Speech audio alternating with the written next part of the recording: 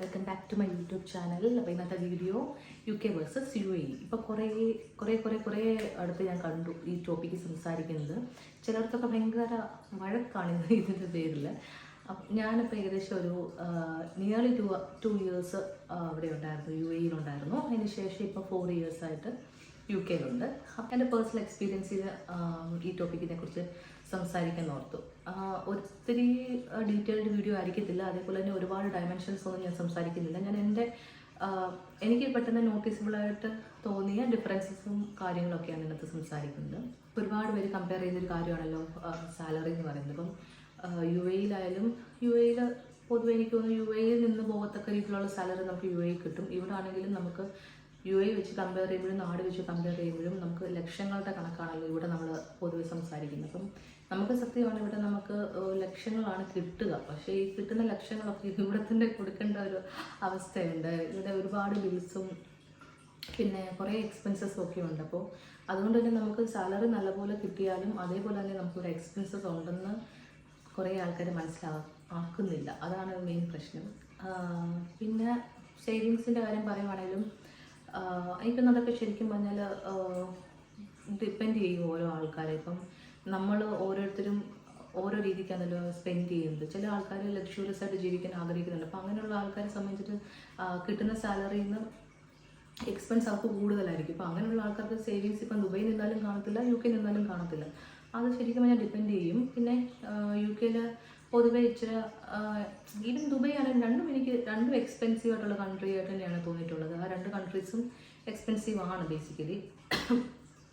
അപ്പോൾ സാലറി വൈസും എനിക്കങ്ങനെ രണ്ടിടത്തും എന്നാലും UK കുറച്ചും കൂടെ ഒരു ബെറ്റർ ആയിട്ട് എനിക്ക് തോന്നിയിട്ടുണ്ട്. ഇല്ലെന്ന് പറയുന്നില്ല, കുറച്ചുകൂടെ ബെറ്റർ ആണ്.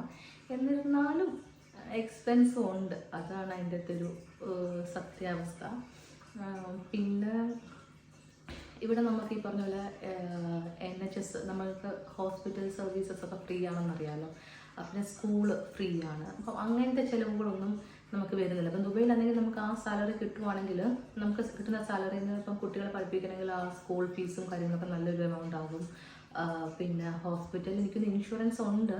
എന്നിരുന്നാലും ചില സമയത്ത് എനിക്കൊന്ന് എല്ലാം ഒന്നും ഇൻഷുറൻസിൽ കവർ ആകില്ലെന്ന് തോന്നുന്നു. അപ്പം അതിന് നമുക്ക് വേറെ എക്സ്പെൻസ് വരുന്നുണ്ട്. ഇവിടെ ആണെങ്കിൽ നമുക്ക് ആ തരത്തിലുള്ള എക്സ്പെൻസ് ഒന്നുമില്ല. പക്ഷേ അതിന് പകരം അവർ നമ്മളുടെ നിന്ന് കൗൺസിൽ ടാക്സ്, നാഷണൽ ഇൻഷുറൻസ് എന്നൊക്കെ പറഞ്ഞിട്ട് വേറെ എമൗണ്ട്സ് നമ്മുടെ നിന്ന് ഓൾറെഡി സാലറിയിൽ നിന്ന് കട്ട് ചെയ്യുന്നുണ്ട്. അപ്പം അത് ഏകദേശം ഈക്വലായിട്ട് അങ്ങ് പോകുമല്ലോ. അത് നമുക്ക് ഇപ്പം എത്ര വലിയ അസുഖം വന്നെന്ന് പറഞ്ഞാലും ഇവിടുത്തെ ട്രീറ്റ്മെൻറ്റ് നമുക്ക് ഫ്രീ ആണ്. ഇപ്പം എത്ര കോസ്റ്റ്ലി ആയിട്ടോ എക്സ്പെൻസീവായിട്ടുള്ള ഒരു മരുന്ന് നമുക്ക് വേണമെന്നുണ്ടെങ്കിലും നമുക്കത് ഫ്രീ ആണ് ഇവിടെ. പിന്നെ ഇവിടുത്തെ മരുന്ന് എനിക്കിന്ന് പ്രിസ്ക്രിപ്ഷൻ തരുമ്പം എനിക്ക് തോന്നുന്നു പൈസ കൊടുക്കേണ്ട ഒരു സാഹചര്യം ഉണ്ട്. എത്ര ചെറിയൊരു എമൗണ്ട് കൊടുക്കേണ്ടി വരും. പക്ഷേ എനിക്കത് ഫ്രീ ആണ് ഇവിടുത്തെ മരുന്നെല്ലാം. കാരണം നമുക്ക് ഇവിടെ എക്സംഷൻ കാർഡുണ്ട്, മെഡിക്കൽ എക്സംഷൻ കാർഡുണ്ട്. അപ്പോൾ അതെനിക്കുണ്ട്. അത് നമുക്കിങ്ങനെ ഡയബറ്റിക്, തൈറോയ്ഡ് അങ്ങനത്തെ ഈവൻ ലൈഫ് ലോങ് ടാബ്ലറ്റ്സ് എടുക്കേണ്ട എന്തെങ്കിലുമൊക്കെ ഹെൽത്ത് കണ്ടീഷൻസ് ഉള്ള ആൾക്കാർക്ക് മെഡിക്കൽ എക്സംഷൻ കാർഡ് കിട്ടും. അപ്പോൾ എനിക്കതുള്ളത് കൊണ്ട് എനിക്ക് ഇവിടുത്തെ മെഡിസിൻസൊക്കെ എന്ത് പ്രിസ്ക്രിപ്ഷൻ കിട്ടിയാലും ഫ്രീ ആണ്. പക്ഷെ അല്ലാത്ത ആൾക്കാർക്ക് എനിക്ക് തോന്നുന്നു ചെറിയൊരു എമൗണ്ട് എനിക്ക് തോന്നുന്നു കൊടുക്കേണ്ടതായിട്ട് വരും. നെക്സ്റ്റ് തിങ് പറയുവാണെങ്കിൽ വർക്ക് ചെയ്യുന്ന ഒരു വർക്കിംഗ് കൾച്ചർ ഉണ്ടല്ലോ, നമ്മളുടെ ഓഫീസ് കൾച്ചർ ഉണ്ടല്ലോ, അത് ഞാൻ 100% UK തന്നെ പറയത്തുള്ളൂ. ഞാൻ നാട്ടിൽ വർക്ക് ചെയ്തപ്പോഴായാലും UAE-ൽ വർക്ക് ചെയ്തപ്പോഴായാലും സത്യം പറഞ്ഞാൽ ഒരു സീനിയർ ജൂനിയർ കൾച്ചർ നമുക്ക് വളരെയധികമാണല്ലോ അവിടെയൊക്കെ. പക്ഷേ ഇവിടെ നമുക്ക് അങ്ങനത്തെ ഒരു പ്രശ്നമേ ഇല്ല. എനിക്ക് ഇവിടെ വർക്ക് ചെയ്യുന്നതാണ് ഇഷ്ടം. അത് ഞാൻ ഹൈലൈറ്റ് ചെയ്ത് പറയാൻ ഒത്തിരി ആഗ്രഹിക്കുന്നുണ്ട്. ഒന്ന് വർക്ക് പ്രഷറിൻ്റെ പേരിൽ ഇപ്പം നമുക്കിപ്പം വർക്ക് ഓവർ ടൈം ചെയ്യണം, നമ്മളോട് അവർ ഒരു റിക്വസ്റ്റ് ചെയ്യത്തുള്ളൂ. നമുക്കത് ഓവർ ടൈം ചെയ്യാൻ ഇൻട്രസ്റ്റ് ഉണ്ടോ എന്നൊരു റിക്വസ്റ്റാണ് ചെയ്യുന്നത്. അതിനോട് ഒരു കാര്യം പറയാം, ഞാൻ പറയുന്നത് ഫിനാൻഷ്യൽ സെക്ടേഴ്സിനെ കുറിച്ചാണ്. എനിക്ക് ഇവിടുത്തെ NHS-ഉമായിട്ട് ബന്ധപ്പെട്ടെന്നുള്ള കാര്യങ്ങൾ അറിയത്തില്ല. അവിടെയൊക്കെ എങ്ങനെയാണ് കൾച്ചർ എന്ന് എനിക്കറിയില്ല. ഞാൻ ഓഫീസ് ജോബ്സിനെ കുറിച്ചാണ് പറയുന്നത്. അപ്പം നമ്മുടെയൊക്കെ വർക്ക്, ഇപ്പം എൻ്റെ ഹസ്ബൻഡ് ആയാലും ഇവിടെ വർക്ക് ചെയ്യുന്ന കമ്പനിയിലും ഈ സെയിം തിങ് തന്നെയാണുള്ളത്. അപ്പോൾ അവരൊക്കെ നമ്മളോട് റിക്വസ്റ്റ് ചെയ്യും, നമുക്ക് ചെയ്യാൻ പറ്റുമോ. ഇപ്പം എന്തെങ്കിലും ഒരു അഡീഷണൽ വർക്ക് വന്നാലും അത് അവർ റിക്വസ്റ്റ് ചെയ്ത് നമ്മളോട് ചോദിക്കുന്നത്. അത് ഇത് ചെയ്യും. നമുക്ക് നാട്ടിലൊക്കെ ആണെങ്കിൽ നമുക്ക് മസ്റ്റ് ആണല്ലോ, നമ്മുടെ സീനിയറായിട്ട് ഒരാൾ പറഞ്ഞ് നമ്മളത് ചെയ്യണമെന്ന് നിർബന്ധമാണല്ലോ. ഇപ്പോൾ ഇവിടെ അങ്ങനത്തെ ഒരു കാര്യമില്ല. അതേപോലെ നമുക്ക് സീനിയർ ജൂനിയർ എന്നുള്ളൊരു വേർതിരിവില്ല ഇവിടെ. നാട്ടിലൊക്കെ ആണെങ്കിൽ നമുക്ക് സർ എന്ന് പറഞ്ഞിരിക്കുന്ന അങ്ങനെയൊക്കെ ഒരു കൾച്ചറുണ്ടല്ലോ. ഇവിടെ അങ്ങനെയൊന്നുമില്ല. എല്ലാവരെയും പേര് വിളിക്കാം, എല്ലാവരും ഫ്രണ്ട്ലിയാണ്. മാനേജറിനോട് നമുക്ക് എന്താ ഒരു ഫ്രണ്ടിനോട് ഇടപെടുന്ന പോലെ തന്നെ മാനേജറിനോട് നമുക്ക് സംസാരിക്കാം. അവരും അതേപോലെ തന്നെയാണ് നമ്മളോട് തിരിച്ചിടപെടുക. അതൊക്കെ എനിക്ക് ഭയങ്കര ഇഷ്ടമാണ്. പക്ഷേങ്കിൽ എനിക്ക് നാട്ടിലും ഒക്കെ വർക്ക് ചെയ്യുന്ന സമയത്ത് ഏറ്റവും കൂടുതൽ പ്രശ്നം തോന്നിയിട്ടുള്ള ലീവ് എടുക്കുന്ന സമയത്താണ്.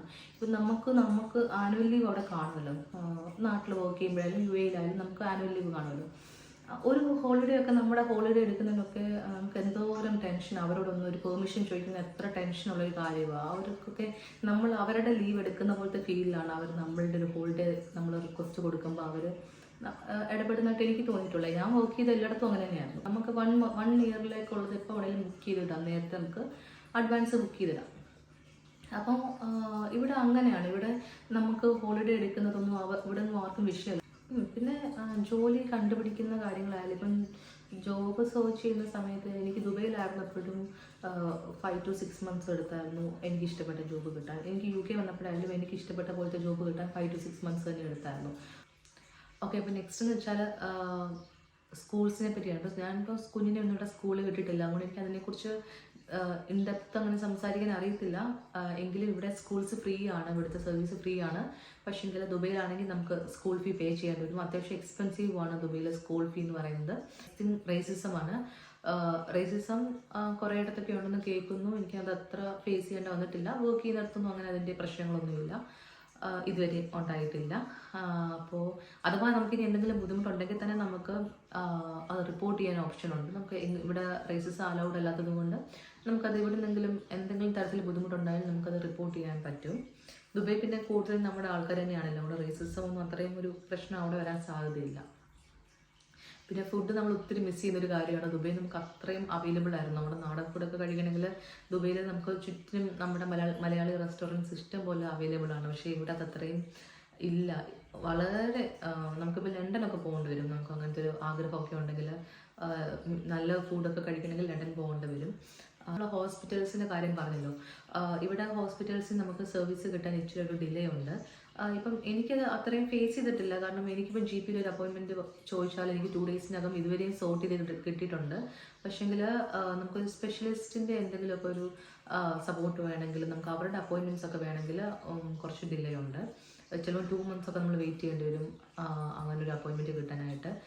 അതേസമയം നമുക്ക് ദുബൈയിലാണെങ്കിൽ അങ്ങനത്തെ ഒരു ഡിലേയോ കാര്യങ്ങളോ ഒന്നുമില്ല. നമ്മൾ നാട്ടിലെങ്ങനെയാണോ അതേപോലെ തന്നെ ഹോസ്പിറ്റൽ ഫെസിലിറ്റീസ് ഒക്കെ നമുക്ക് അവിടെ കിട്ടും.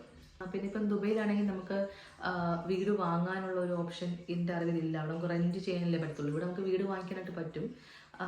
അതൊരു പോസിറ്റീവാണ്. അപ്പോൾ കൂടുതൽ ആൾക്കാരും സെറ്റിൽ ആകാം എന്നുള്ളൊരു എക്സ്പെക്റ്റേഷനിലാണല്ലോ ഇങ്ങോട്ട് വരിക. അപ്പോൾ പക്ഷേ ഭയങ്കര എക്സ്പെൻസീവാണ്. പിന്നെ ചില സ്ഥലത്തൊക്കെ ചീപ്പായിട്ടും കിട്ടും. പക്ഷേങ്കിൽ അപ്പം ആ ഏരിയയ്ക്ക് ഇപ്പോൾ എന്തെങ്കിലും ഒരു പ്രശ്നം കാണും. നെക്സ്റ്റ് എന്ന് വെച്ചിട്ടുണ്ടെങ്കിൽ കുറേ കൂടെ ഫ്ലെക്സിബിൾ ആണ് നമുക്ക് നമ്മളുടെ വർക്ക് ഇവിടെ. നമുക്ക് ടൈമൊക്കെ നമുക്ക് അത്യാവശ്യം നല്ലപോലെ അഡ്ജസ്റ്റ് ചെയ്തെടുക്കാം. ഷിഫ്റ്റ് നമുക്ക് പറ്റുന്ന പോലെ കുറേ അറേഞ്ച്മെൻറ്റ്സ് ഒക്കെ നമുക്ക് എല്ലാം നമ്മുടെ മാനേജറുമായിട്ട് സംസാരിച്ച് നമുക്ക് ഒരു അഡ്ജസ്റ്റ്മെൻറ്റിൽ എടുക്കാൻ പറ്റും എല്ലാ കാര്യങ്ങളും ഇവിടെ.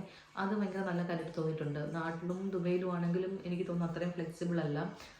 ഏറ്റവും വലിയ കാര്യം ദുബൈയുമായിട്ട് കമ്പയർ ചെയ്യുമ്പം ഇവിടുത്തെ ഏറ്റവും ബെസ്റ്റ് എന്ന് പറയുന്നത് തന്നെ വർക്ക് ലൈഫ് ബാലൻസ് ആണ്. ദുബൈയിൽ വർക്ക് ചെയ്യുന്ന മിക്ക ആൾക്കാർക്കും 6 days വർക്ക് ആൻഡ് 1 day അല്ല ഇവിടെ ഓഫുള്ളൂ. ഇവിടെ എന്ന് വെച്ചിട്ടുണ്ടെങ്കിൽ 2 days ഓഫ് 5 days വർക്ക് അങ്ങനെയാണ്. അത് തന്നെ നമുക്ക് ഭയങ്കര റിലാക്സ് ചെയ്യാൻ നല്ലപോലെ ടൈം കിട്ടുന്ന പോലെ ഫീൽ ചെയ്യാറുണ്ട്. പിന്നെ ഓൾറെഡി 7 hours വർക്ക് ചെയ്താൽ മതി, 1 hour ബ്രേക്കാണ്. ഇവിടെ 40% മാത്രം ഓഫീസിൽ ചെന്നാൽ മതി. അപ്പോൾ ബാക്കിയുള്ള ടൈം വർക്ക് ഫ്രം ഹോം ചെയ്യാനുള്ള ഓപ്ഷൻസ് ഉണ്ട്. അപ്പോൾ അങ്ങനത്തെ കുറേ ഫ്ലെക്സിബിളാണ് ഇവിടെ കുറേ കൂടെ വർക്കൊക്കെ. ചുരുക്കി പറയുവാണെങ്കിൽ 2 years മുമ്പ് എന്നോട് ചോദിച്ചിരുന്നെങ്കിൽ ഞാൻ തീർച്ചയായിട്ടും ഇവിടുന്ന് പോകണമെന്ന് പറയുമായിരുന്നു. പക്ഷേ ഇപ്പം ഞാനിവിടെ വളരെ ഓക്കെയാണ്. അപ്പം അതിൻ്റെ മെയിൻ കാര്യം തന്നെ ഇവിടുത്തെ സാലറിയും ഇവിടുത്തെ വർക്ക് കൾച്ചറും ഇവിടുത്തെ വർക്ക് ലൈഫ് ബാലൻസും ഒക്കെയാണ് ബെറ്ററായിട്ട് എനിക്ക് പേഴ്സണലി ഫീൽ ചെയ്തിട്ടുള്ളത്. പിന്നെ ഓരോരുത്തരും വർക്ക് ചെയ്യുന്ന സെക്ടറും സാലറിയും ഒക്കെ ബേസ് ചെയ്തിട്ടിരിക്കും. ഓരോരുത്തരുടെ ഒപ്പീനിയൻ വേറെ വേറെ ആയിരിക്കും.